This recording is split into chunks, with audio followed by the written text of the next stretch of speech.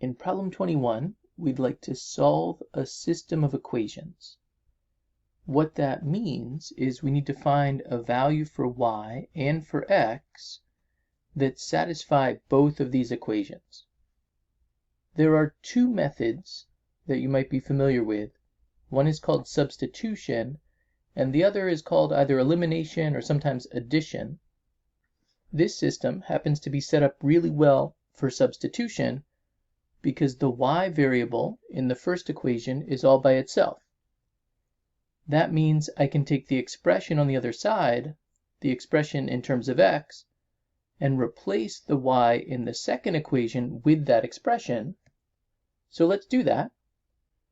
I end up with 3x minus 4 times 5x minus 2 equals 10, which is a linear equation in one variable, so we can solve it. I can distribute the 4 to eliminate those parentheses. I end up with 3x minus 20x plus 8 equals 10. And then subtracting 8 from both sides and combining these like terms, I end up with negative 17x equals 2, which of course means that x has to equal negative 2 over 17. But I said a moment ago, what we're looking for is a pair of values, one for x and one for y. So we're not quite done.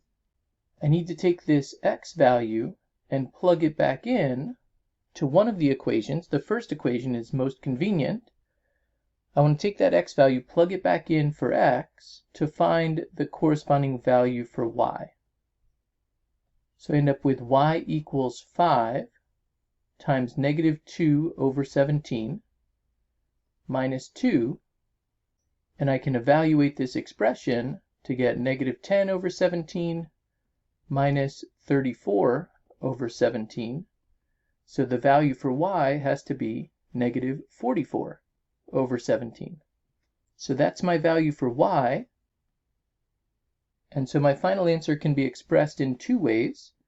I can share those x and y values like this. X equals negative 2 over 17.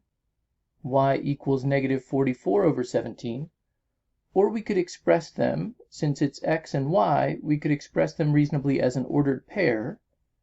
Negative 2 over 17, comma, negative 44 over 17. And now let me point out just one last thing.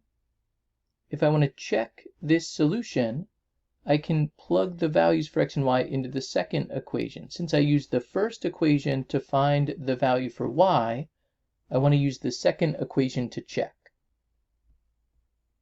So if I do that, I end up with 3 times negative 2 over 17 minus 4 times negative 44 over 17, which becomes negative 6 over 17 minus, now let's see, what's 44 times 4? 176, I believe. It becomes a positive 176. And if we add those together, I get 170 over 17, which is 10. So we've seen by checking that these are the two values for x and y that satisfy both equations.